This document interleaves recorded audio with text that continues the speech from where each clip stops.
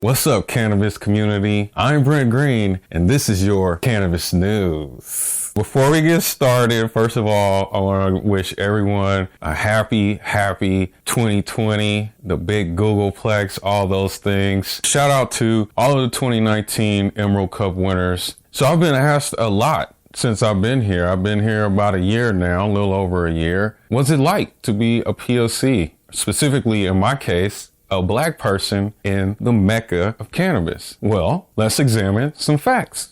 According to the U.S. Census report, the black population of Humboldt County is 1.7% of the overall population. That stat isn't nothing new to us, and it's to be expected considering the history of the area being colonized by the Spanish in 1817 in response to Russian-built Fort Ross to the south. Now, there's got to be a meme out there on this, so if you find it, let me know. Stoners, take this in. According to the Humboldt County Cannabis Equity Assessment, quote, 21% of Humboldt County's residents live below the federal poverty line. Do you know which group is most affected? It's black people at 47.5%. That's almost half. Now, allow me to condense all this for you. Basically, what we have learned here is that black people are least represented, yet they are the poorest. And I remind you that that particular bit of information was courtesy of the Humboldt County Cannabis Equity Assessment of 2019. Now, let's look at the workforce report. Now, according to the latest workforce report here in Humboldt County, manufacturing and distribution jobs average about 13 to 20 bucks per hour, which amounts to about 27K to 41K per year.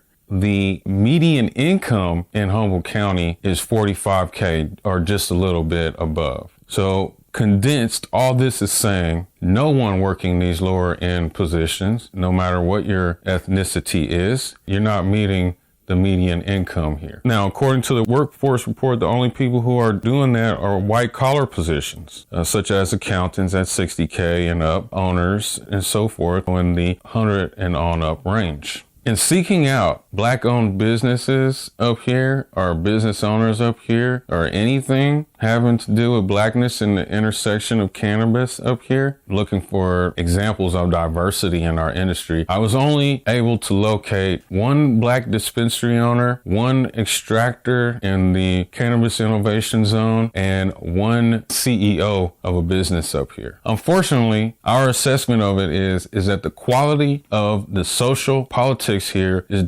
definitely not on par with the world-class quality of the cannabis here.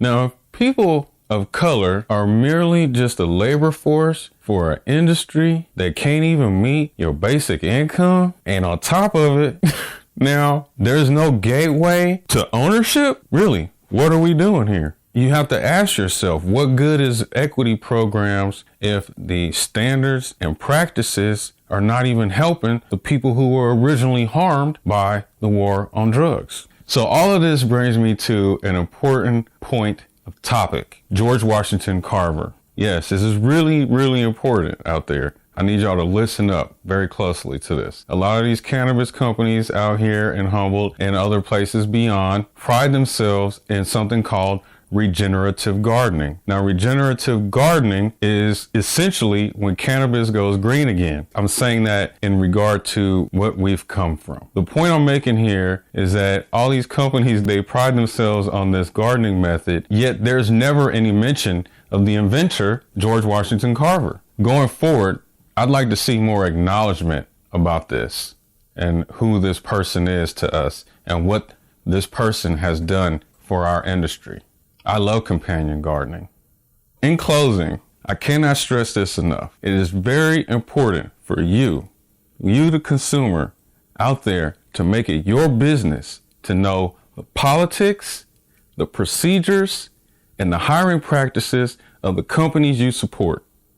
Because in every urban area that I've gone to, from Denver to LA to the Bay Area, most of the people who I've seen up there are out in these areas buying cannabis at the dispensaries are mostly black and POC. I personally wouldn't want my hard-earned dollars going towards something that isn't necessarily savory. I'll put it in the words of a great CEO that I know from the Cannabis Innovation Zone. This is the first time our industry has been forced to be professional and to learn what it is to be professional. It's been a challenge for me as well on my 10th year anniversary. It's important for you all to be safe out there and stay very aware and keen on this. It's very important. And remember, friends, to always stay keen on where your cannabis and your politics converge. I'm Brent Green. Yeah, and in this case, it's your cannabis news. If you like that content right there you just saw, I'd like to encourage you to go over and join our Patreon account. The link is in our bio. It's cheaper than a pre-rolled. Stay tuned.